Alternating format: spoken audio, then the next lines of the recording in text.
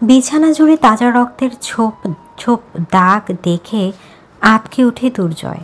রক্তের দাগ যেভাবে বিশ্রী ভঙ্গিতে লেপ্টে রয়েছে চাদরের সাথে, ঘটনার প্রবাহ জানতে আর বাকি থাকে না তার। হাতে থাকা ভারী ব্যাগটা থপাস করে কখন যে মেঝেতে পড়ে গেল খেয়াল নেই। মাথার মধ্যে ভন ভন করে ঘুরছে বেশ কিছু অযাচিত দৃশ্য, বিশ্রী কল্পনা। মাসখানেক আগেই পারিবারিকভাবে বিয়ে হয়েছে তাদের। বিয়েটা যে শুধুমাত্র পরিবারের চাপে, এই বিষয়ে নন্দিতাকে সাফ সাফ জানিয়েছে দুর্জয়। আর সেদিন থেকে অদৃশ্য এক সীমারেখা তাদের মাঝে বিশাল এক দেয়াল তুলে রেখেছে। একই ছাদের তলায় একই বিছানায় থাকলেও দুজনের মাঝে দৈত্যাকারে দাঁড়িয়ে বিস্তর এক সীমারেখা, যা লঙ্ঘন করতে নারাজ দুর্জয়। নন্দিতারও যে এই বিষয়ে খুব একটা আপত্তি প্রকাশ করেছে এমনটা নয়। কর্মসূত্রে বাড়ি থেকে বেশ দূরে একাকিত্ব তার জীবনযাপন। বাড়ন্ত বয়স্ক মায়ের এ নিয়েছিল ঢের চিন্তা। তাই তো একদিন হুট করে অসুস্থতার বাহানায় তাকে বাড়িতে ডেকে এক প্রকার জোর করেই আইনিভাবে তার গলায় গুছিয়ে দেয় মেয়েকে। ভারী ভারী চোখের পাতা ফেলে মেয়েটা শুধু ফ্যালফ্যাল করে দেখেছিল তাকে। বিয়ের 2 দিনের মাথায় জানতে পারে মেয়েটার নাম নন্দিতা। তাদেরই উপরতলায় নতুন ভাড়াটিয়া হয়ে উঠেছিল তার সপরিবারে। আকস্মিক বাস দুর্ঘটনায় বাবা মাকে একই সাথে হারিয়ে তার শূন্য দুনিয়ার একমাত্র আশ্রয় হন তুহিনা বেগম। চঞ্চল স্বভাবের মিষ্টভাষী মেয়েটাকে বেশ পছন্দ করতেন তিনি। সে থেকে এক স্নেহাতুর মাতৃসুলভ টান জন্মে ওঠে তার নন্দিতার প্রতি। 4 কক্ষে দ্বিতল বাড়িতে থাকার মতো মানুষ বলতে তুহিনা বেগম ও আশরাফ সাহেব। তাদের 2 ছেলের মধ্যে বড় দুর্জয় পেশা একজন উকিল, যার ধ্যান জ্ঞান সবটুকু কাজের প্রতি।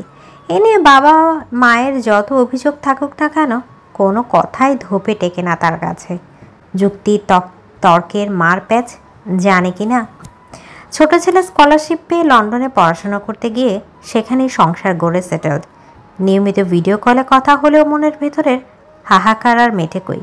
2 ছেলে থেকেও না থাকার যে একাকিত্ব, সেই তপ্ত খড়খড়ে খা খা করা হৃদয়ের জমিনে ঝমঝমে বর্ষা হয়ে ঝরা দেয় নন্দিতা। সর্বক্ষণ মুখে লেপ্টে থাকা হাসির ঝলকে তাদের দুজনকে প্রাঞ্চল করে রেখেছিল সবটা দিয়ে। তাই তো সর্বহারা মেয়েটাকে যেন তেনভাবে ফেলে দিতে পারেননি তিনি, বরং পাকাপাকিভাবে তার পরিবারের একজন করে বেঁধে দিয়েছেন দুর্জয়ের সাথে। তার বিশ্বাস বিপরীতমুখী এই 2-এর সংসার খুব একটা মন্দ জমবে না। ওয়াশরুম থেকে পানির শব্দ ভেসে আসছে। দুর্জয় সন্দিহান কদমে সেদিকে এগিয়ে গেল। বাইরে থেকে কান পেতে শোনার চেষ্টা করলো ভেতরে কি শুধু নন্দিতা, নাকি তার সাথে অন্য কেউ আছে। কিন্তু অনবরত পানির শব্দে কিছুই ঠাহর করা গেল না। আচমকাই দুর্জয়ের স্বামীসুলভ মন জেগে উঠল। চারিদিকের কোনো কিছুই এলোমেলো নেই, তবুও কেন যেন মন তার কু ডাকল। তবে কি তার এমন দূরত্বে নন্দিতা অন্য কারোর সাথে? না, এসব ভাবতে পুরুষালী মন তার শক্ত হয়ে উঠল। অদম্য এক রাগ জেদ চেপে ধরল শরীরে। অতঃপর ওয়াশরুমের দরজার সামনে ঠায় দাঁড়িয়ে অপেক্ষা করতে লাগলো নন্দিতার। ভেজা শরীরে এলোমেলোভাবে প্যাঁচানো শাড়ি। এই প্রথম নন্দিতা শাড়ি পরেছে আজ। দরজা খুলতেই আচমকা সামনে দাঁড়ানো দুর্জয়কে দেখে বেশ খানিকটা চমকে উঠে সে। তবে মনে মনে বেশ খুশিই হয়। রোজ লেট করে বাড়ি ফেরা মানুষটা যদি কোনোদিন সময়ের আগে বাড়ি ফেরে, তবে ঘরের প্রতি কিংবা ঘরে থাকা মানুষের প্রতি তার খানিকটা টান তো জন্মেছে। এই টান যদি ধীরে ধীরে ভালোবাসার রূপ নেয়, ক্ষতি কি? আয়নার সামনে দাঁড়িয়ে পরিপাটি করে শাড়ি পরার বৃথা চেষ্টা চালাতে চালাতে দুর্জয়কে উদ্দেশ্য করে নন্দিতা বলল, মিস্টার সাইলেন্সারের কি আজ বউয়ের কথা বেশি বেশি মনে পড়ছিল নাকি? নন্দিতার মুখে এই নাম শুনে বরাবরের মতোই বিরক্ত হলো দুর্জয়। তবু মুখে কিছু প্রকাশ না করে আগের মতোই চুপ থাকলো সে। তাকে নিরুত্তর দেখে খুব বেশি অবাক হলো না নন্দিতা। এই গম্ভীর নিরুত্তর মানুষটার ব্যবহারে সে অভ্যস্ত। তাই নিজ উদ্যোগে আবারও বলে উঠল, ইস, ভাবলাম শহর থেকে বের হয়ে একটা ভিডিও বানাবো, কিন্তু আপনি যখন এসেই গেছেন, আসুন তো একসাথে একটা ভিডিও বানাই, রাতারাতি ভাইরাল হয়ে যাব। তাহলে হ্যাশট্যাগ দেব mister silencer with non stop Nandita. Durjoy এক পলক উপর থেকে নিচ অবধি নন্দিতাকে দেখল। কোমরের নিচ অবধি নেমে শাড়ি, উন্মুক্ত পিঠ সহ কোমর। আঁচলটা গোছানোর চেষ্টা করতে করতে ব্যর্থ হয়ে অবশেষে পেঁচিয়ে কাঁধে তুলে দেওয়া, যার জন্য উন্মুক্ত হালকা মেদযুক্ত পেট। কুচিটাও কোনোরকম গুজে দিয়েছে মনে হয়।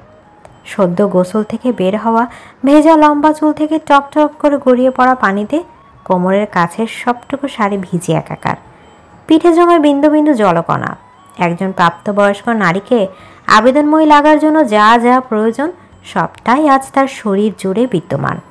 তুর্যের রাগের বাঁধ ভাঙানো এবার নন্দিতার এই অবস্থা ভিডিও বানানোর কথা শুনে, তাও নাকি আবার সোশ্যাল মিডিয়ায় আপলোড দেবে। এক টানে বিছানার চাদর নিচে ছুঁড়ে ফেলে নন্দিতাকে টান দিয়ে ফেলে দেয় বিছানায়। আচমকা আক্রমণে ভয়ে আতঙ্কে আটকে ওঠে নন্দিতা। প্রচণ্ড ব্যথায় ক্ষীণ ব্যথাতুর শব্দ করে ওঠে, কিন্তু তুর্যের কান অবধি এই শব্দ পৌঁছালো না। কেউ যেন খুব যত্ন করে প্রশ্ন তুলেছে তার পুরুষত্বে। ওপরে কালো ওভারকোটের বোতামটা খুলে সেটা ছুঁড়ে ফেলে দূরে, অতঃপর বাঘের মতো তেড়ে গিয়ে ডান হাতে চেপে ধরে নন্দিতার চিবুক। ব্যথায় চোখ বেয়ে পানি গড়ালেও ঠোঁটে মৃদু হাসির রেখা টেনে নন্দিতা বলে ওঠে, আজ কি ওই ধরনের চকলেট খেয়ে এসেছেন নাকি? এত কন্ট্রোললেস যে, একটু তো কন্ট্রোল করুন ডিয়ার হাজব্যান্ড। আমার কন্ট্রোল পাওয়ার তো প্রচুর, কিন্তু আমার বিয়ে করে বউ আমারই বিছানে অন্য কারোর সাথে নিজের চাহিদা পূরণ করবে। স্বামী হিসেবে তাকেও তো দেখাতে হয় যে তার স্বামীর বাইরের পুরুষের থেকে একটু বেশি তৃপ্তি দিতে পারে। আপনার পক্ষে এইসব সম্ভব নয়, সো লিভ ইট। মাঝে মাঝে তো সন্দেহ হয় আমার, আপনি আবার ছেলেদের প্রতি বিশেষ টান অনুভব করেন না তো? Mind your words. Then prove it. Turjo কিছু একটা বলতে যাবে তার আগে পায়ের কাছে তরল কিছু একটা অনুভব করে নন্দিতাকে ছেড়ে পায়ের দিকে তাকায়। নন্দিতার পা বেয়ে তাজা রক্ত ভেসে এসে মেঝেতে পড়ছে টপ টপ করে। ভয় পায় দুর্জয়। ভয়াতুর চোখে নন্দিতার দিকে তাকাতেই হো হো করে হেসে উঠেছে। এখনও তার চোখের কোল চিকচিক করছে। অতঃপর শরীর কাঁপিয়ে হাসতে হাসতে বলে ওঠে, তেমন কিছু না, সামান্য পা কেটেছে। তুর্য এবার অবাক না হয়ে পারে না। এই মেয়ে এত হাসে কিভাবে তার জানা নেই। ব্যথা পেলেও যে কোনো মানুষ এভাবে হাসতে পারে তার জানা ছিল না। মাঝে মাঝে তার নিজেকেই পাগল মনে হয় এই মেয়ের ভাবমূর্তি বুঝতে গিয়ে। বাম পায়ের দিকে শাড়ি খানিকটা উপরের দিকে তুলতেই স্পষ্ট হলো রক্তে ভেজা সাদা ব্যান্ডেজের কাপড়। হাঁটুর খানিকটা নিচে পেঁচানো ব্যান্ডেজটা। ক্ষত থেকে এত পরিমাণ রক্ত বের হচ্ছে যে ব্যান্ডেজ ভিজে চুইয়ে পড়ছে তা মেঝেতে। এদিকে নন্দিতার ভাবমূর্তির কোনো পরিবর্তন নেই। আগের মতোই সে শরীর কাঁপিয়ে হেসে যাচ্ছে।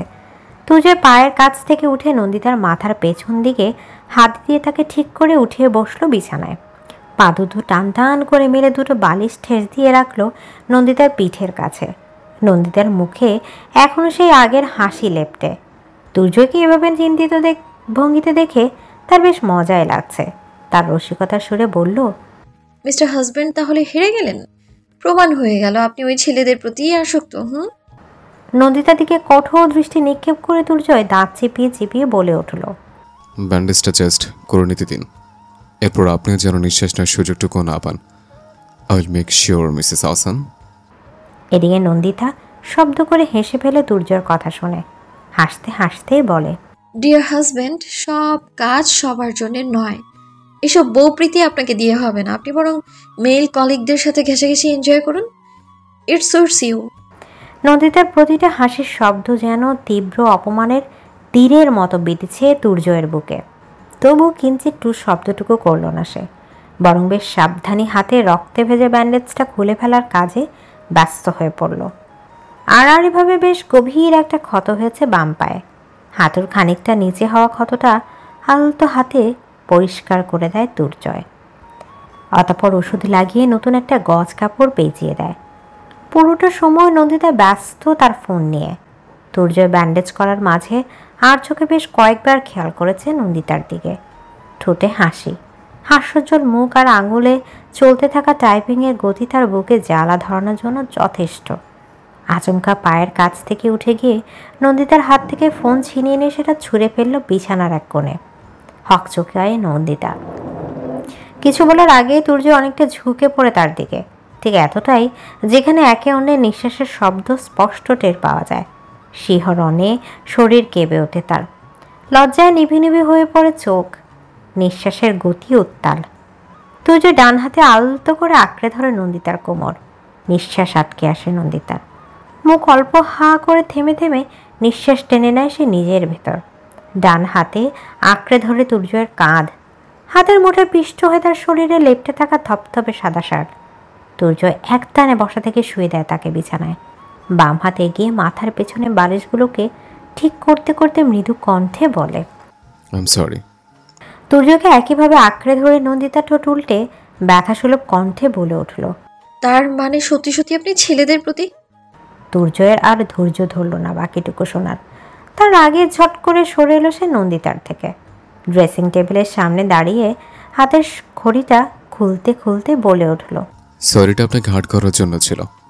নন্দিতা পরক্ষীণ দৃষ্টিতে তাকালো কিছুক্ষণ তুর্যের দিকে, অতঃপর আগের মতোই মুখে হাসির রেখা টেনে বলল, হার্ট তো দুইভাবে করেছেন, কোনটার জন্য সরি? টি শার্টের বোতাম খুলতে খুলতে তুর্যের ভ্রু কুচকে তাকালো নন্দিতার দিকে, যেন তার কথার আগা মাথা কিছুই বোঝেনি। নন্দিতা ব্যাপারটা নিয়ে দাঁড় খুব বেশি গভীরে না গিয়ে প্রসঙ্গ পাল্টে বলে উঠল, বলেছিলাম না সবাই সবকিছু পারে না। আপনাকে দিয়ে রোম্যান্স পসিবল না মিস্টার সাইলেন্সার, মেনে নিন এটা। Just grow up. আপনি যখন দুধের শিশু, আমি তখন রোমান্সের প্র্যাকটিক্যাল ম্যাচ খেলে ফেলেছি। So don't challenge me.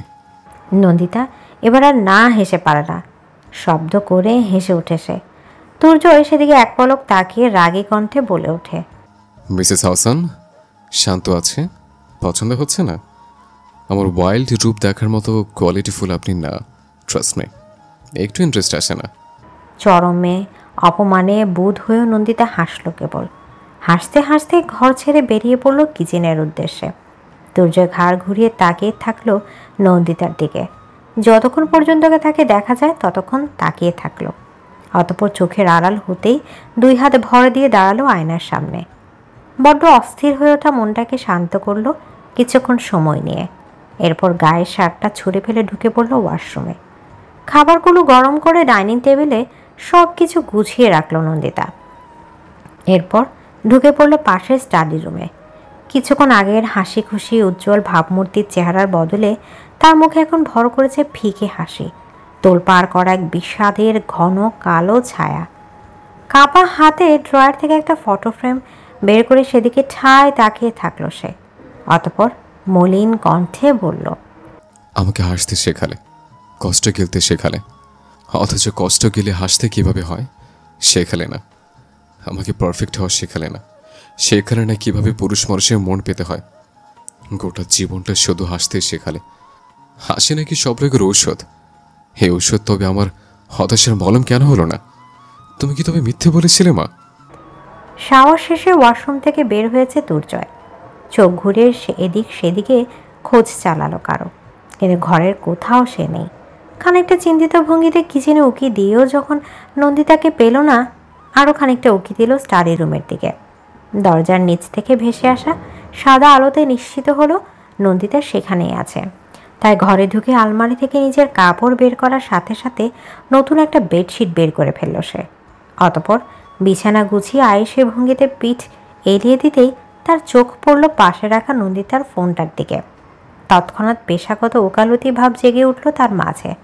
দরজার দিকে এক পলক নজর বুলিয়ে ফোনটা হাতে নিতে যা দেখল তাতে তার রাগের পরিমাণ আকাশচুম্বী। নন্দিতার পা কলিয়ে উঠিয়ে ব্যান্ডেজ করা অবস্থায় তার একটা ছবি তুলেছে নন্দিতা। এরপর সেটাকে ফেসবুকে পোস্ট করে ক্যাপশন দিয়েছে, জামাই হলে এমন হওয়া উচিত, না হলে না হোক। ভুলটা আমি করলেও সে পা ধরে বসে থাকে এভাবে। রাগে চিৎকার করে নন্দিতার নাম ধরে ডেকে ওঠে দুর্জয়। স্টাডি টেবিলের ফুলদানির ফুলগুলো চেঞ্জ করেছিল নন্দিতা। আচমকা এমন ডাকে ভয় পেয়ে ফুলদানি হাতে তড়িঘড়ি দৌড় দেয় সে ঘরের দিকে। ঘরে ঢুকে বলে ওঠে, আপনার পিছে কি বাঘ পড়েছে নাকি সামনে গন্ডার? ওই রাতের বেলায় এভাবে চিল্লাচ্ছেন কেন? উকিল মানুষ কি ম্যানার্সও খেয়ে ফেলেছেন ভাতের সাথে মিশিয়ে? দুর্জয় দাঁতে দাঁত চেপে হাতের ফোনটা আছাড় দিতে গিয়েও থেমে যায়। ঠোঁট দুটো গোল করে বেশ জোরে নিঃশ্বাস ছেড়ে ফোনটা আলতো করে ছুড়ে দেয় বিছানায়। এরপর বেশ তেড়ে এগিয়ে এসে নন্দিতার দিকে। এতক্ষণে বিপদের আশঙ্কা বেশ আঁচ করতে পেরেছে নন্দিতা। এখন যদি এই লোকটা তার ওই জাঁতার মতো শরীর দিয়ে তাকে চেপে মেরেও ফেলে, খুব বেশি অবাক হবে না সে। নিজেকে বাঁচাতে তাৎক্ষণিক প্রতিক্রিয়া হিসেবে দুই হাত দিয়ে নিজেকে আড়াল করতে গিয়ে অতর্কিতে থাকা ফুলদানিটা ছেড়ে দেয় তার হাত থেকে। নন্দিতা চোখ বড় বড় করে তাকায় হাত ফসকে ছেড়ে যাও ফুলদানিটার দিকে। এরপর দুই হাতের তালু দিয়ে মুখ চেপে ধরে মৃদু চিৎকার করে বলে ওঠে, আমি কিছু করিনি, আমি নির্দোষ, একদম ইনোসেন্ট। ভারী ফুলদানিটা আচমকে এসে আঘাত করে তুর্যের মাথার ডান পাশে। এরপর নিচে পড়ে ভেঙে যায় ছোট বড় বেশ কয়েকটা খণ্ডে। আচানক আক্রমণের প্রচণ্ড ব্যথায় তালমাতাল হয়ে মেঝেতে পড়ে যায় দুর্জয়। মেঝেতে এলোমেলোভাবে পড়ে থাকা ফুলদানির বেশ কয়েকটা ভাঙা টুকরো বেপরোয়াভাবে ঢুকে যায় তার পিঠে। ব্যথায় কোঁকে উঠে রাগের দৃষ্টিতে তাকায় সে নন্দিতার দিকে। নন্দিতা ততক্ষণে প্রাণ হাতে নিয়ে ঠায় দাঁড়িয়ে আছে সেখানেই। দুর্জয়ের কাছে এগিয়ে যাওয়ার সাহস পাচ্ছে না কোনো মতে। এই জন্য তাকেই না তুলে আছাড় দেয় ওই ভাঙা টুকরোগুলোর উপর। কপাল কেটে বেশ অনেকটা রক্ত বের হচ্ছে সেখান থেকে। নন্দিতার বেশি কিছু না ভেবে বিছানায় ফেলে রাখা তুর্যের সাদা শার্ট এনে চেপে ধরে ক্ষতস্থানে। এবার তুর্যের সত্যিই মন চাইছে এই মেয়েকে তুলে আছাড় দিতে, তার শখের শার্টটাই পেলে ভেবে নষ্ট করার জন্য। পরিস্থিতি বিবেচনা করে আর বেশি কিছু না বলে ক্ষীণ কণ্ঠে দাঁত কিরমির করে পড়ল, আপনাকে আমি দেখে নেব, সুস্থ হয়ে বাড়িতে ফিরতে দিন শুধু। তাহলে আপনাকে আর ফিরতে হবে না। একমাত্র বউয়ের কথা শুনে হাসবে নাকি কাঁদবে তার বিবেচনা না করে তুর্য আচমকা নন্দিতার শাড়ির আঁচল টেনে সেটা চেপে ধরল ক্ষতস্থানে। নন্দিতা আলতো চিৎকার দিয়ে বেশ কিছুক্ষণ ধস্তাধস্তি করে ছড়িয়ে নিল শাড়িটা। অতঃপর খানিকটা দূরে সরে গিয়ে হাঁপাতে হাঁপাতে বলল, কি যুগ এলো রে বাবা! প্রাচীন যুগের দ্রৌপদীর মতো কলিযুগের নন্দিতার বস্ত্র হরণ করছে তার স্বামী। ছি ছি ছি। আর একটা বাজে কথা না বলে চেঞ্জ করে আসুন, হসপিটাল যেতে হবে আমাদের। তুর্যর অবস্থা বুঝে নিজেও আর কথা বাড়ালো না নন্দিতা, বরং চটজলদি একটা চুড়িদার নিয়ে চলে গেল ওয়াশরুমে চেঞ্জ করতে। এই ফাঁকে মাথায় হাত চেপে ধরে কোনো রকম নিজের ফোনটা হাতের নাগালে আনলো তুর্জয়। অতঃপর অ্যাসিস্ট্যান্ট আনসারকে ফোন করে মৃদু কণ্ঠে বলল, গাড়ি নিয়ে দ্রুত এসো, হসপিটাল যেতে হবে। ফোন কানে চেপে বাধ্য ছেলের মতো গাড়ির দিকে দৌড়াতে দৌড়াতে আনসার প্রশ্ন করল, কেন স্যার, কার কি হয়েছে? তুর্জয় মলিন কণ্ঠে বলল, বউ মেরেছে। হসপিটালে অ্যাডমিট করা হয়েছে তুর্জয়কে, ভেতরে ট্রিটমেন্ট চলছে। বাইরে চিন্তারত অবস্থায় বসে নন্দিতা। আনসার রিসেপশনে গিয়ে প্রয়োজনীয় সব ধরনের ফর্মালিটি পূরণ করছে। রিসেপশন এরিয়া থেকে স্পষ্ট দেখা যাচ্ছে নন্দিতাকে। পরনে হালকা রঙের ভাঁজ ভাঙা চুড়িদার, পরিপাটি গোছানো বদন। এসব দেখে মনে মনে বেশ খানিকটা ক্ষুব্ধ হলো আনসার। বিগত 5 বছর ধরে আছে সে তুর্জয়ের সাথে। বলা যায় প্রফেশনে আসার একদম শুরু থেকে তুর্জয়ের মতো ধারালো বুদ্ধিমত্তার মানুষ সে তার গোটা জীবনে দেখেনি। মানুষটাকে দেখে তার অনেকটা নারকেলের মতো লাগে। বাইরে খটখটে কঠিন আবরণ, অথচ ভেতরটা নরম মিষ্টি স্বাদের। তুর্জয়ের স্ত্রী হিসেবে নন্দিতাকে তার মোটেই পছন্দ নয়। তার অবশ্য বেশ কিছু কারণ রয়েছে। শুরু থেকেই মেয়েটা তুর্জয়ের প্রতি যত্নশীল নয়। বিয়ের পর থেকে দেখেছে সে তুর্জয়কে বেশ লেট করে বাড়ি ফিরতে। এমনকি অনেক সময় তো কাজ না থাকলেও ইচ্ছাকৃতভাবে সময় পার করে কেবিনে। হয়তো বাড়ি ফেরার তাড়া নেই তার, এজন্য। তাহসান এমন এ ধারণা গাঁটে বেঁধেছে যে নন্দিতার সাথে ভালো নেই তুর্জয়, কিংবা হয়তো নন্দিতা তুর্যের সকল মানসিক অশান্তির কারণ। আবার আজ যখন ফোনে তুর্জয় বলল বউ মেরেছে, ব্যাপারটা দুয়ে দুয়ে 4 করে নিল সে। এরপর থেকে যেন নন্দিতাকে তার চোখে সহ্য হচ্ছে না। ইচ্ছে করছে মেয়েটাকে পুলিশে দিতে। এমন একজন মানুষ কিভাবে আঘাত করা অপরাধে। পেশেন্টের এমন অবস্থা কিভাবে হলো? বউ মেরেছে? রিসেপশনিস্টের কথা শুনে আচমকা ঘর থেকে বের হওয়ার মুখ থেকে কি যেন বের হয়ে গেছে খেয়াল করেনি আনসার। যখনই খেয়াল হলো তার অনেকটা দেরি হয়ে গেছে ততক্ষণে। তার হাতে থাকা পেশেন্টের ফর্মটা একজন নার্স টেনে নিয়ে কোথাও হারিয়ে গিয়েছে ভিড়ের মাঝে। একবার তার মনে হলো ঘরের কথা বাইরে বলেছে, এসব জানলে স্যার অনেক বেশি রাগ করবে। কিন্তু পরক্ষণেই চোখ বন্ধ করে চেয়ারে হেলান দিয়ে ঘুমাতে থাকা নন্দিতার দিকে তাকিয়ে এসব চিন্তা মাথা থেকে ঝেড়ে ফেলে মনে মনে ভাবল, যা করেছি বেশ করেছি। ওই 2 ফুটের মেয়েরা এবার বুঝুক কার গায়ে হাত দিয়েছে সে। আনসার বেশ ভালো করে জানতো তার ওই একটা স্টেটমেন্ট আইনি দিকে নিয়ে যাবে এই ব্যাপারটাকে। কারণ পুলিশ, মিডিয়া আর ওকালতি পেশায় তুর্জয় আহসানকে চেনে না এমন কেউ নেই বললেই চলে। পায়ের ব্যথাটা বেশ বেড়েছে, হয়তো রক্ত বের হচ্ছে সেটা থেকে। তবে সেদিকে খুব বেশি ভ্রুক্ষেপ না করে চেয়ারে পিঠ এলিয়ে চোখ বুঁদে শুয়ে রইল নন্দিতা। আচমকা ভারী পুরুষালী এক কণ্ঠে নিজের নাম শুনে চোখ খুলল সে। মিস্টার তুর্জন, আহসানের ওয়াইফ আপনি? নন্দিতা মুখে হাসি নিয়ে মাথা নাড়িয়ে সম্মতি জানাতেই পুলিশটা বেশ রুক্ষতার সাথে তাকে বলল, আমার সাথে আসুন, কিছু জিজ্ঞাসাবাদ আছে আপনার সাথে। নন্দিতা ভ্রু কুঁচকে তাকালো পুলিশের পোশাক পরিহিতা মেল পুলিশের দিকে, সাথে তার দুজন লেডি কনস্টেবল যারা এক দৃষ্টিতে তাকিয়ে আছে তার দিকে। নন্দিতা ঠোঁট কামড়ে হেসে একজনকে উদ্দেশ্য করে বলে উঠল, আয়না হবে আপনার কাছে? মেয়ে দুটো একে অপরের মুখ চাওয়াচাওয়ি আর সন্দেহান চোখে তাকালো নন্দিতার দিকে। আশাহত নন্দিতা তাদের দিক থেকে দৃষ্টি সরিয়ে পুলিশ অফিসারকে উদ্দেশ্য করে বলল, পুরুষ মানুষের দৃষ্টি নাকি আয়নার চেয়েও তুখর, নিখুঁত। আমাকে ভালো করে দেখে বলুন তো, am I looking too much gorgeous? আপনি কি আমার সাথে মশকরা করছেন মিসেস আহসান? একদমই না। আপনার সাথে করে নিয়ে আসা লেডি কনস্টেবলগুলো আমাকে যেভাবে দেখছে মনে হয় হসপিটালে বিয়ে বাড়ির উদ্ভট সাজে উপস্থিত হয়েছি আমি। কথাটা শেষ করে ঠোঁট বাঁকিয়ে হাসলো নন্দিতা। ইয়াং ইন্সপেক্টর আলোক তালুকদার যে বেশ বিরক্ত হলেন তার এমন রসিকতায়, তা তার চোখে মুখে স্পষ্ট। নন্দিতা তাই আর কথা বাড়ানো সমীচীন বলে মনে করল না। হসপিটালের একটা কেবিনে মুখোমুখি বসে আছে ইন্সপেক্টর আলোক ও নন্দিতা। পায়ের ব্যথাটা এতক্ষণ বেশ জমকালোভাবে ধরা দিয়েছে, পুরো শরীরটায় টনটন করে উঠছে যেন সে ব্যথার জের ধরে। তবু তার মুখে হাসির অভাব নেই। দাঁতে দাঁত চেপে ব্যথা সহ্য করেও একদম স্বাভাবিক ভঙ্গিমায় বসে আছে ইন্সপেক্টর আলোকের সামনে। তাদের থেকে খানিকটা দূরে মাথা নিচু করে দাঁড়িয়ে আনসার, আপনার স্বামীকে খুন করার চেষ্টা করেছেন আপনি? ইন্সপেক্টর আলোকের এমন কথা শুনে চোখ বড় বড় হয়ে যায় নন্দিতার। অবাকের সপ্তম পর্যায় থেকে যেন ধপ করে মাটিতে পড়ল সে। সামান্য একটা অ্যাক্সিডেন্টকে পুলিশ এভাবে মার্ডারের নাম দেয় কিভাবে? তার এই ছোট মাথার চিন্তার বহরে তা আসে না। তাই বিস্মিত কণ্ঠে বলল, না তো, আমি সামান্য পিঁপড়াকেও খুন করি না কখনো। আর আমার ওই জাজ্জেল বরকে খুন করব কি করে? তাহলে কি পা দিয়ে ধাক্কা দিয়ে ফেলে দিয়েছেন? ছি ছি, স্বামীর গায়ে পা দিতে নেই জানেন না? তাহলে ওনার এই অবস্থা হলো কি করে? একেবারেই ইজিওয়াট হয়ে হসপিটালের বেডে। আর আমি স্পষ্ট দেখছি আপনার সামান্য খুঁটিয়ে হাঁটছে। এখানেই তো 2 2 4 হয়ে যায়। দেখুন, পুলিশের কাছে সত্যি সত্যি সব স্বীকার করুন, নাহলে টর্চার সেরে নিয়ে যেতে গেলে আপনি সুস্থভাবে ফিরতে পারবেন না ও কখনো। নন্দিতা এবার যেন খানিকটা জড়সড় হয়ে গেল, কিন্তু চেহারার ভাবভঙ্গিতে এমন কিছু প্রকাশ না করে উল্টো আরও খানিকটা জোর গলায় বলল, এসব কথা আমাকে জিজ্ঞেস করছেন কেন?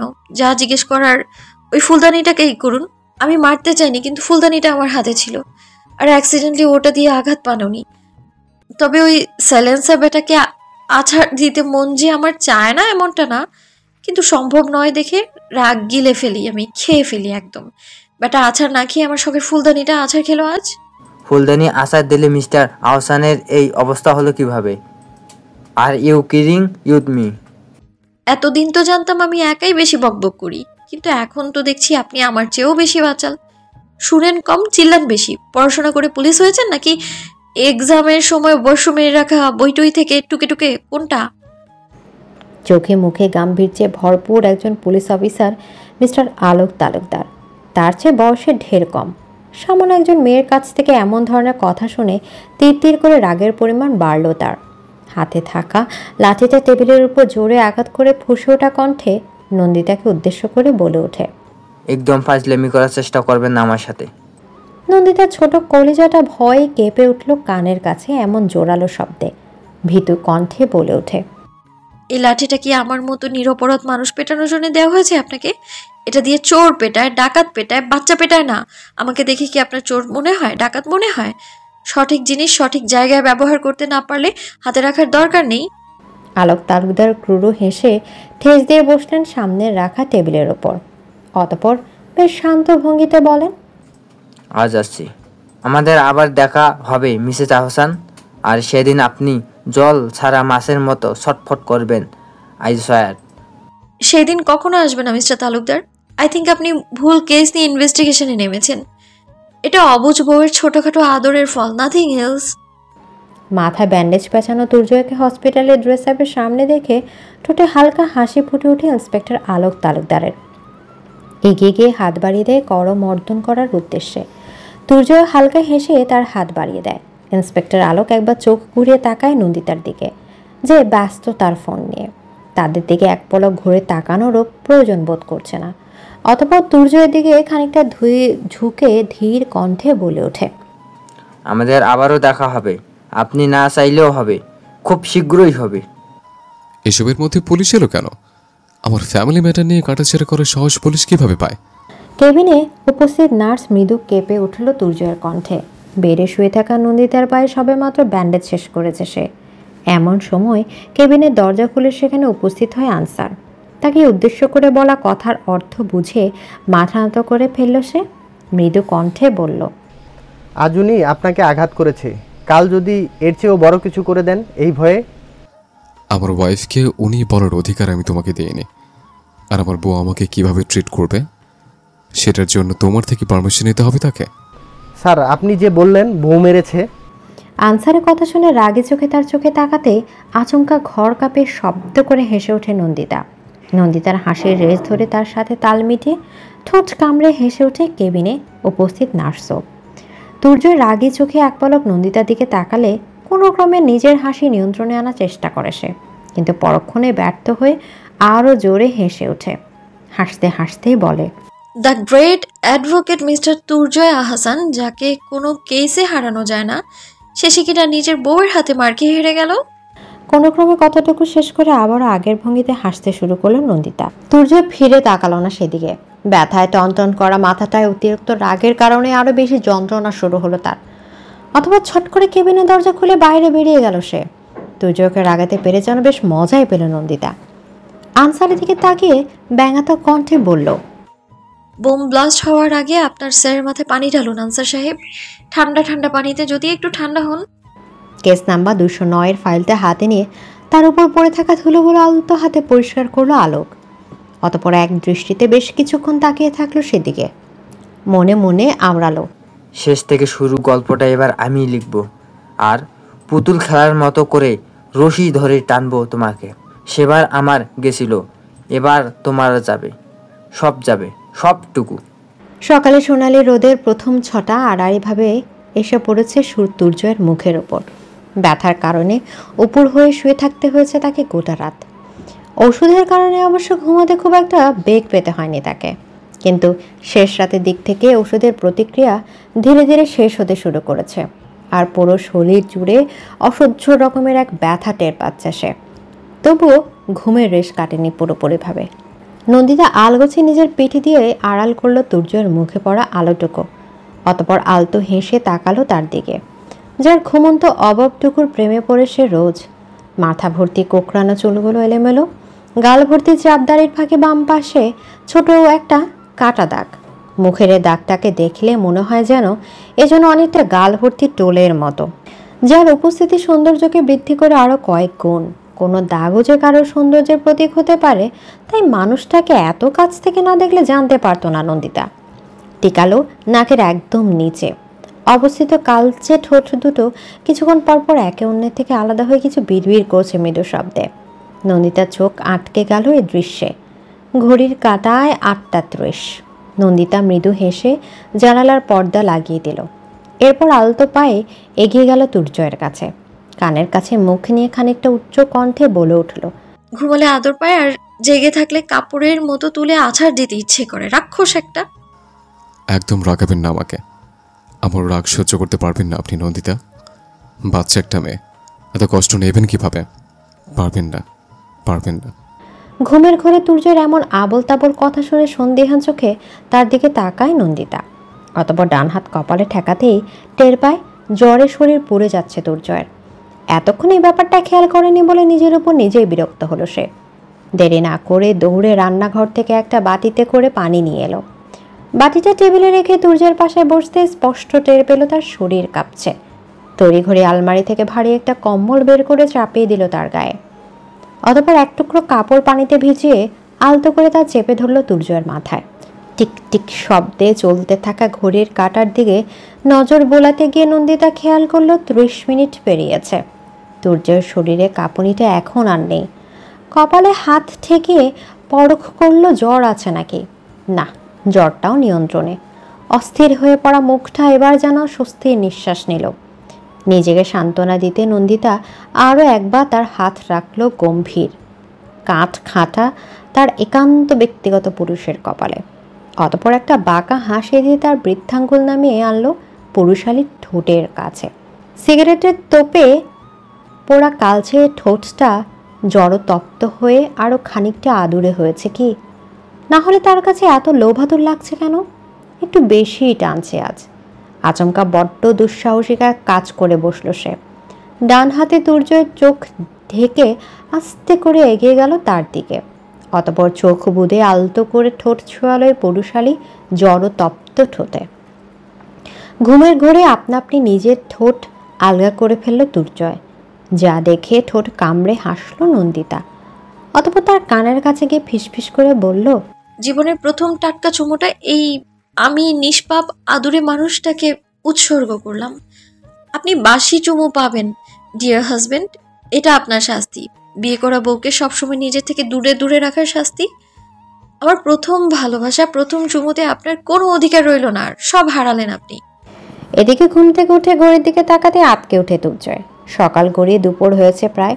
ঘড়ির কাঁটা টিকটিক করতে করতে সবেমাত্র 12 ঘর ছুল।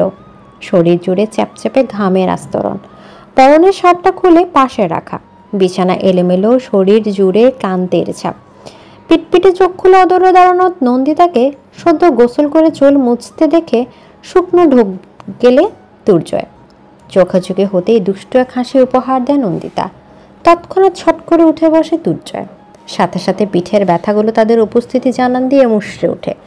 মাথাটাও ভীষণ রকম ভার। নন্দিতা দ্রুত এগিয়ে আসে। কাছে এসে দুর্জয়ের বাহু ধরে বসানোর চেষ্টা করতেই খানিকটা পিছিয়ে যায় সে।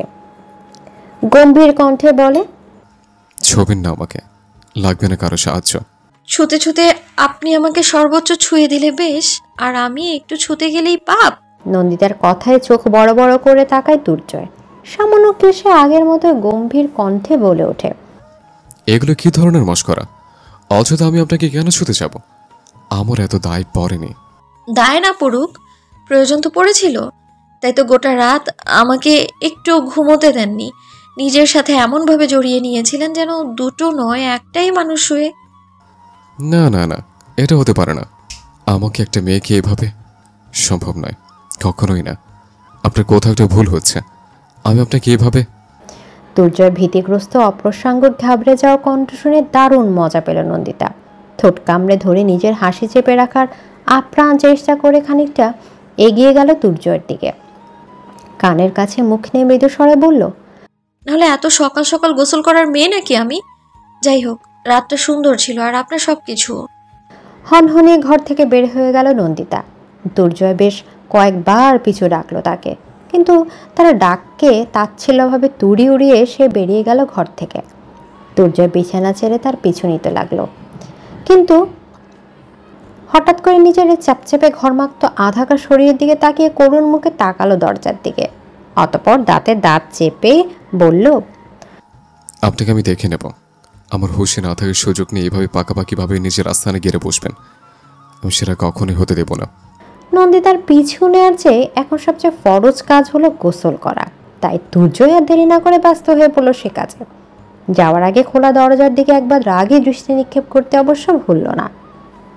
রান্নাঘরে দাঁড়িয়ে এক নাগারে হেসে যাচ্ছে নন্দিতা। এতক্ষণে চেপে রাখা হাসিগুলো যেন ফুরফুর করে বের হচ্ছে তার পেট থেকে। এমন এক ভঙ্গিতে পেটে হাত চেপে হাসছে সে। হাসতে হাসতে তার দুই চোখ ছাপিয়ে খানিকটা জল গড়িয়ে পড়ল গালে। হাসি থামিয়ে বাম হাতে চোখ মুছে মৃদু কণ্ঠে আওড়ালো, আপনাকে আমি এভাবে পেতে চাই না। যতক্ষণ না নিজে থেকে আপনি আমাকে চাইছেন, ততক্ষণ পর্যন্ত আমার এক ফোঁটা সান্নিধ্যও আপনি পাবেন না। খাবার টেবিলে নাস্তা সাজাতে ব্যস্ত নন্দিতা। যদিও বাড়িতে তার শুধু দুজনেই, তাও বেশ সাজিয়ে গুছিয়ে নাস্তার টেবিল সাজায় সে। এরপর একটা প্লেটে বেশ সুন্দর করে ডেকোরেট করে বিভিন্ন অ্যাঙ্গেল থেকে ছবি তোলে। তারপর সেটা ফেসবুক পোস্ট করে ক্যাপশনে লেখে, ঘুম থেকে উঠেই যদি দেখি জামাই এত সুন্দর করে নাস্তা গুছিয়ে রেখেছে, সেই জামাইকে একটা দুইটা না বরং নন স্টপ চুমু খেতে মন চায়। পোস্ট ডান করার পর ফোনটা রেখে পাশে তাকিয়ে দেখে দুর্জয় তার পেছনে দাঁড়িয়ে বেশ খানিকটা দূর থেকে উঁকিঝুঁকি মারছে তার ফোনের দিকে। নন্দিতা তাড়াতাড়ি ফোনটা লুকিয়ে নেয় পেছনে। রাগান্বিত কণ্ঠে বলে, অন্যের ফোনের দিকে এভাবে উকি ঝুঁকি মারা ব্যাড ম্যানার্স। আমি অন্য কারোর ফোন দেখছিলাম না, আমি তো আমার আপনার? কিছু না। না না, কিছু মিছু তো একটা। বউ বলে মানেন আমায়? কখনোই না। তুর্যের ছটপট উত্তর। তাহলে আমি ফোনে কারোর সাথে চ্যাট করি নাকি অন্য কিছু করি, এইসব এত উকিঝুঁকি কিসের আপনার? মিস্টার হাজবেন্ড কি জেলাস? শেষোক্ত কথাটা বলতে গিয়ে কিঞ্চিত হাসে নন্দিতা। এই কথার সাথে নন্দিতার হাসিটা যেন আগুন ঘি ঢালার মতো কাজ করলো। রাগে কণ্ঠে তুর্জয় বলল, শুধু চ্যাট কেন, আপনি পার্কে বসে বা কারোর বাইকে চড়ে ঘুরতে গেলে প্রেম করলেও আমার কিচ্ছু যায় আসে না। মা আমার জন্য বউ পাঠালেও আপনি আমার কাজে লোকের মতো যোগ্যতা রাখেন, এর বেশি কিছু না। নন্দিতা খিলখিলে হেসে উঠে তুর্জয় করার পিঠে। হাসতে হাসতে বলে, যাক, নিজে তবে স্বীকার করলেন আমি কাজের লোক। কিছু কাজে কামে আসি তাহলে লোকের। আপনার মতো দিনরাত শুধু খাই না বসে বসে। আমি বসে বসে খাই? তুর্জয়ের কণ্ঠে রাগ স্পষ্ট। নো ডাউট, খাবার না পেলে মাঝে মাঝে আমার মাথাটাও চিবিয়ে চিবিয়ে খান আপনি। কে কার মাথা কট্টুক খায় সেটা তো দেখা যাচ্ছে। এমন খাওয়া খেয়েছেন যে কাজ কাম ফেলে আমাকে ব্যান্ডেজ লাগিয়ে ঘরেই বয়ে থাকতে হচ্ছে। অসহ্য। কাল রাতে যে কতবার আপনি আমার ঠোঁটগুলো খেলেন, আর কত কিছু যে। স্টপ। তুর্জয়ের মৃদু চিৎকারে ঠোঁটে আঙুল দিয়ে চুপ করে যায় নন্দিতা। তুর্জয় এক পলক সেদিকে তাকিয়ে চেয়ার টেনে ব্যস্ত হয়ে পড়ে খাবার খেতে। আচমকা ঠোঁটে আঙুল চেপে ধরা অবস্থায় শব্দ করে হেসে ওঠে নন্দিতা। হাসতে হাসতে বসে পড়ে সেই পাশের চেয়ারে। তুর্জয় চোখ ঘুরে জিজ্ঞাসা দৃষ্টিতে সেদিকে তাকিয়ে থাকে। অতঃপর হাসতে হাসতে কোনো ক্রমে নন্দিতা বলে, আপনাকে দেখে মনে হচ্ছে খাবার নয় আমাকে চিবিয়ে চিবিয়ে খাচ্ছেন, বেচারা দাঁতগুলো। নন্দিতার বেপরা হাসির রীতিমতো বিরক্ত তুর্জয় রাগী কণ্ঠে বলে ওঠে, কথায় কথা পাগলের মতো হাসতেই পারবে শুধু, ওইটুকুই হবে শুধু তোমার দ্বারা। কি দেখেছি এই শোপিসটা মা আমার গলায় ঝরলো, বিরক্তিকর। রাগের মাথায় তুর্যের তুমি ডাক ঠোঁটে মৃদু হাসি টেনে আনলো নন্দিতার। খামখেয়ালি মনে হাসতে হাসতেই নাস্তার প্লেট টেনে নিল সেদিকে নিজের দিকে। তুর্যয় হতবাক। এমন কথার পিঠেও যে কেউ ঠোঁট এলিয়ে হাসতে পারে তার জানা ছিল না। মাঝে মাঝে তার ইচ্ছে করে মেয়েটার কাছে গিয়ে সামনে থেকে ছুঁয়ে দেখতে। আদতে মানুষ তো। নাস্তা করে আসার পর থেকে বিছানায় শুয়ে শুয়ে বেশ কিছু কেসের ফাইল ঘাটাঘাটি করছিল তুর্জয়। নন্দিতা এখনো এ ঘর তো কখনো ও ঘরে ঢু মারছে, কখনো আবার রান্নাঘরে দাঁড়িয়ে দাঁড়িয়ে খানিকটা সময় পায়চারি করে কিছু একটা ভাবছে। তবুও কোনো মতে তুর্যের দৃষ্টি আকর্ষণ করতে পারল না। সে এমনভাবে কাগজপত্র ডুবেছে যেন ওটাই বিয়ে করা তার সুন্দরী বউ, যেখান থেকে নজরে ফেরানো বারণ। বিরক্তিতে তপ্ত শ্বাস ফেলে ধূপধাপ পা ফেলে এবার ঘরে ঢুকলো নন্দিতা। তাও তুর্যকে তার দিকে ফিরে তাকাতে না দেখে কানে ফোন চেপে ধরে বেসুরো কণ্ঠে গাইতে শুরু করলো, তুমি আমার জীবন, আমার অন্য কোথাও যাওয়া বারণ।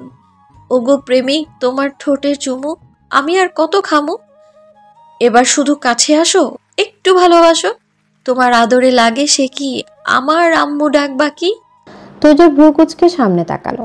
নন্দিতা পুরো ঘরে টহল দিতে দিতে তার সামনে দিয়ে চলে গেল ব্যালকনিতে। ফাইলটা সাইডে রেখে তুর্যর বিছানা ছেড়ে উঠল।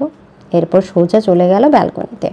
তুর্যকে এগিয়ে আসতে দেখেও নন্দিতা আগের মতো রসিয়ে রসিয়ে গান গাওয়ার কাজ চালিয়ে রাখলো।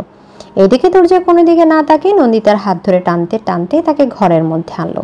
অতঃপর ঝট করে হাত রাখলো তার টি শার্টের প্রথম বাটনে। এদিকে শার্টের বোতাম এলোমেলোভাবে লাগানো, পরনে ট্রাউজারে ডান পা হাঁটুর উপর অবধি তোলা, চুলগুলো খোপা করে টঙ্গে তুলে রাখা। নন্দিতাকে দেখে ভীষণ রকম হাসি পায় তুর্জয়, কিন্তু কোনো রকম নিজের হাসি কন্ট্রোল করে এলোমেলোভাবে লাগালো শার্টের উপরে দুটো বোতাম খুলে ঠিক করে লাগিয়ে দেয় সে। অতঃপর নন্দিতাকে বেডে বসিয়ে নিজে হাঁটু গেড়ে বসে মেঝেতে। তার ডান পা নিজের হাঁটুর উপর দিয়ে ট্রাউজারটা প্রথমে আরও খানিকটা উঠিয়ে দেয়। অতঃপর কাটা জায়গায় আঙুল দিয়ে আলতো করে স্পর্শ করে। ব্যথার শিরশিরে উঠে নন্দিতা। তুর্য কাঁপা কাঁপা হাতে বৃদ্ধাঙ্গুল দিয়ে স্পর্শ করে যাচ্ছে অনবরত ব্যথার উপর। নন্দিতা সেদিকে তাকিয়ে মৃদু কণ্ঠে বলে, ব্যথা কিভাবে পেলাম একবারও জিজ্ঞেস করলেন না তো? কিভাবে আবার? কোনো বাথরুমে করতে গিয়ে পেয়েছো নিশ্চয়ই। কেউ ছুরি মেরেছে, হাতের কাছে পেলে তো গলা দিয়েই চালিয়ে দিত মনে হয়। নন্দিতার শেষোক্ত কথা শুনে হাত থেমে যায় তুর্জয়ের। ভ্রু কুচকে জিজ্ঞাসা দৃষ্টিতে তাকায় নন্দিতার দিকে। নন্দিতা জানে এই লোক এই দৃষ্টির চেয়ে বেশ কিছু করবে না। মুখ দিয়ে কথা বলতে চরম কষ্ট হয় তার। পেটে জমে থাকা শব্দ ভাণ্ডার ফুরিয়ে যায়। কথা খরচ হয়ে যায় তাই মুখ ফুটে কিছুই বলবে না। অগত্যা ফোঁস করে এক শ্বাস ছেড়ে নিজেই বলতে শুরু করলো সেদিনের পুরো ঘটনা। প্রয়োজনীয় কিছু জিনিস কেনার জন্য সেদিন বাড়ি থেকে বের হচ্ছিল নন্দিতা। পরন্ত বিকেলের সময় বাজারে সাধারণত লোক সমাগম একটু বেশি থাকে। সবজি ফলের বাজার, এমনকি মাছ মাংসের বাজারেও বেশ গা ঘেঁষাঘেঁষি অবস্থা। অধিকাংশ চাকরিজীবী লোকজন বাড়িতে ফেরার সময় বাজার করেন কিনা। নন্দিতার অবশ্য এসব হাট বাজারের প্রয়োজনীয়তা ছিল না। মেয়েলি প্রয়োজনীয় কিছু জিনিস কেনার জন্য ফার্মেসি যেতে হতো তাকে, আর ফার্মেসি যাওয়ার রাস্তায় বাজার পেরিয়ে। অগত্যা ভিড় ঠেলে একটু একটু করে সামনে এগিয়ে যায় সে। এমন সময় তার চোখ পড়ে তার থেকে বেশ খানিকটা দূরত্বে হেঁটে চলা এক বয়স্ক ভদ্র মহিলার দিকে। বয়সের ভারে মাজা বাঁকা, ঝুলন্ত চামড়া, তার বয়সের বহর পরিমাণ করা যায় সহজে। হাঁটতে গিয়ে তাকে ভোর দিতে হয় লাঠিতে, অথচ এবার বয়সও বাজারের হাটে তার আগমন দীর্ঘশ্বাস ছাড়ার মতো এক সমাজের অবস্থান। আচমকা নন্দিতার চোখ যায় বৃদ্ধা মহিলার ঠিক পেছনে দাঁড়ানো এক ছেলের দিকে। বয়স নিতান্তই কম, পাতলা গড়নের এক ছেলে। আশপাশে তাকাতে তাকাতে আস্তে ধীরে বৃদ্ধার ব্যাগের চেইন খুলছে। ঘটনা বুঝতে আর বেগ পোহাতে হলো না তাকে। সে ভিড় ঠেলে যত সম্ভব দ্রুত এগিয়ে যাওয়ার চেষ্টা করলো, কিন্তু আশেপাশে মানুষের জন্য ব্যর্থ হয়ে সে পিছিয়ে যেতে হয় আবার। উপায়ন্তর না পেয়ে সেখানে দাঁড়িয়ে জোরে চিৎকার করে বলল, চোর চোর, দাদিমা আপনার ব্যাগ সামনে নিন। আশেপাশের বেশ কিছু মানুষের কানে সে শব্দ পৌঁছালেও বয়স্ক বৃদ্ধার কানে গেল না তা। হয়তো বয়সের জন্য কানেও কম শোনেন তিনি। নন্দিতা চিৎকারের শব্দে ভিড় থেকে কিছু মানুষ কৌতূহলী দৃষ্টি ফেলে দুই পাশে সরে গেল। নন্দিতাও সুযোগ বুঝে দৌড় দিল সেদিকে, কিন্তু ততক্ষণে বাকি সবার মতো সেই ছেলের কানেও গেছে নন্দিতার কথা। ফলস্বরূপ ব্যাগের খোলা চেইন হতে একটা লাল রঙের পুটলি উঠে দৌড় দিল সে। নন্দিতাও দৌড়ালো তার পিছে পিছে। বাজারে জনতা তখন সেই ছেলেকে আটকানোর জন্য পথ অবরোধের বদলে তার হাতে থাকা ছোট্ট সাইজের ছুরির দিকে তাকে ভয় পেয়ে যে যার মতো দুই পাশে সরে যায়। এতে রাস্তা ফাঁকা পেয়ে তারও দৌড়ে বেরিয়ে যেতে সুবিধা হয়। ছোট থেকে অ্যাথলেটসে প্রশিক্ষণ নেয়ার হেতু ছেলেটা নন্দিতার সাথে দৌড়ে পেরে ওঠে না। বাজারের শেষ প্রান্তে গিয়ে পাকড়াও করে ফেলল তাকে নন্দিতা। অতঃপর ঘাড়ের কাছে কলার ধরে তাকে মাটিতে বসাতে চায়। এমন সময় ছেলেটা নিজের বাঁচানোর চেষ্টায় হাতে থাকা ছুরিটা দিয়ে আঘাত করে নন্দিতার পায়ে। পায়ে ব্যথা পেয়ে হাত খানিকটা আলগা হতেই যেই দৌড় দিতে চায়, অপর পাশ থেকে একদল পুলিশ এসে পাকড়াও করে ছেলেটাকে। জিজ্ঞাসাবাদে স্পষ্ট হয় মহিলাটাকে বেশ অনেকক্ষণ যাবৎ ফলো করছিল সে। বাজারের আগের এক গয়নার দোকানে এই গয়নাগুলো বেচতে গিয়েছিল সে, কিন্তু ভালো দাম না পাওয়ায় অন্য দোকানের খোঁজে তিনি বাজারের মধ্যে দিয়ে যাচ্ছিলেন। আর এই সুযোগে ছেলেটা এগুলো চুরি করে পালানোর ধান্দা করছিল। নন্দিতা গহনার পুটলিটা বৃদ্ধা মহিলার হাতে তুলে দিতেই কাঁদো কাঁদো গলায় তিনি বললেন, বাবা মরা নাতনি তার বিয়ের সামনে আমার জমানো যা কিছু ছিল তা বেশ তার বিয়ের আয়োজন করব বলে ব্যস্ত এসেছিলাম। আজ তুমি না থাকলে আমার নাতনি তার কি হতো? বিয়ে ভেঙে যেত তার। আল্লাহ তোমার কপালে অনেক সুখ দেখ, অনেক সুখী হও মা, স্বামীর সহকে আল্লাদি হয়ে থাকো। শেষাক্ত কথাটা বলার সময় আর চোখে দুর্জয়ের দিকে তাকায় নন্দিতা। আগের মতোই গম্ভীর মুখভঙ্গিতে বসে সে। মুখের ভাব ভঙ্গিমা দেখে বোঝার উপায় নেই মনে কি চলছে। নন্দিতা ভেবেছিল এতগুলো কথা শুনতে দুর্জয় বেশ বিরক্ত হবে, হয়তো মাঝপথে থামিয়ে দেবে অনাগ্রহ প্রকাশ করে। অথচ প্রথম থেকে শেষ পর্যন্ত সবটুকু ভীষণ আগ্রহ নিয়ে শুনল সে। পরপরই প্রশ্ন করল, ফিউচার প্ল্যানিং কি? বিয়ের এতদিনে দুর্জয়ের এমন প্রশ্নে একেবারে হতভম্ব হয়ে পড়ল নন্দিতা। ছোট করে হাত বাড়িয়ে কপাল গলা ছুঁয়ে দেখল দুর্জয়ের। অতঃপর চিন্তাগ্রস্ত কণ্ঠে বলল, নাকি আবার জ্বর এসেছে? ভেতরে ভেতরে জ্বর, শরীর তো একদম ঠান্ডা। চট করে দুর্জয়ের মেজাজ চটে গেল। তিরেক্ষ কণ্ঠে বলল, সঠিক প্রশ্নের সঠিকভাবে উত্তর দেওয়া কি তোমার ধাতে নেই? সঠিক প্রশ্ন হলে তবেই তো সঠিক উত্তর পাবেন। আপনার প্রশ্নগুলো আপনার মতোই বেকুব। এই বেয়াদব মেয়ে, সোজা সাপটা কথা বলে সেখানে তোমার বাবা মা সবসময় তেরামি না করলে চলে না? সব যদি বাবা মা শিখিয়ে পাঠায় তাহলে আর বিয়ে দিয়ে বরের কাছে পাঠাবে কেন? নিজেদের কাছে রেখে দিলেই তো পারেন। আমারই ভুল তোমার সাথে বেশি আহ্লাদীপনা করে কথা বলা। আপনি আদর আহ্লাদ করতে চাইছিলেন বুঝি? কাছে আসুন তো একটু, আপনার কোলে বসি, আপনার আদর করতে সুবিধা হবে তাহলে। অসভ্য মেয়ে। রাগে গজগজ করতে করতে বলে ওঠে দুর্জয়। এখনো যথেষ্ট সভ্য আছি, অসভ্য হলে আপনার ওই সিগারেট পোড়া ঠোঁটে কামড়ে ধরে চুমু খেতাম। শার্টের খোলা বোতামের নিচে একটা দুইটা কামড়ের দাগ তো অবশ্যই থাকতো। তুর্যের চোখ বড় বড় করে তাকায় নন্দিতার দিকে। তা দেখে ডোন্ট কেয়ার একটা ভাব নিয়ে বিছানায় উঠে বসে নন্দিতা। অতঃপর আধাসহ হয়ে হেলান দিয়ে ভাবলেশহীন কণ্ঠে বলে, অবশ্য একজনের চুমুর স্বাদ আমার ঠোঁটে লেগে আছে এখনো। আপনার চুমু সেই স্বাদকে বিট করতে পারবে কিনা সন্দেহ। অথচ তুর্য ঘর ছেড়ে বের হতে যাচ্ছিল।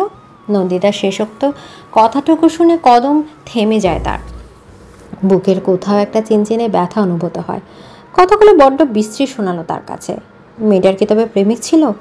থাকলে থাকতেই পারে। এ যুগে এমন দু চারটা প্রেমিক তো সব মেয়েরই থাকে, কিন্তু সেটা তো অতীত। তাও কেন তার খারাপ লাগছে? মনে হচ্ছে যেন তার ব্যক্তিগত সম্পত্তিতে হাত দেওয়ার অপরাধে এখনই এই লোকের নাম 4টি খানেক কেস ঠুকে দিতে পারলে শান্তি লাগতো তার। কিন্তু মেয়েটাকে তো সে পছন্দ করে না, একদমই না। তাহলে এসব ভাবনার কারণ কি? দুর্জয়কে আরও খানিকটা তাতিয়ে দিতে নন্দিতা পুনরায় বলে ওঠে, তার উষ্ণ নিঃশ্বাস, তপ্ত ঠোঁটের চুমু, ইস, বারবার চাওয়ার মতো জিনিস জানেন। ঠিক অনেকটা চকলেট আইসক্রিমের মতো। যত ফ্লেভার টেস্ট করো না কেন, এটার মতো তৃপ্তি পাওয়া যায় না। কেউ নন্দিতার কথা সম্পূর্ণ হওয়ার আগে আচমকা দুর্জয় তার পা ধরে টান দিয়ে তাকে নিয়ে আসে বিছানার কিনারায়। অতঃপর ডান হাতে কোমর আঁকড়ে ধরে অপর হাত রাখে মাথার পেছনে। আকস্মিক আক্রমণে নন্দিতা কিছু চাওয়ার আগে গম্ভীর পুরুষালী ওষ্ঠ প্রহার চালায় তার নরম ওষ্ঠে।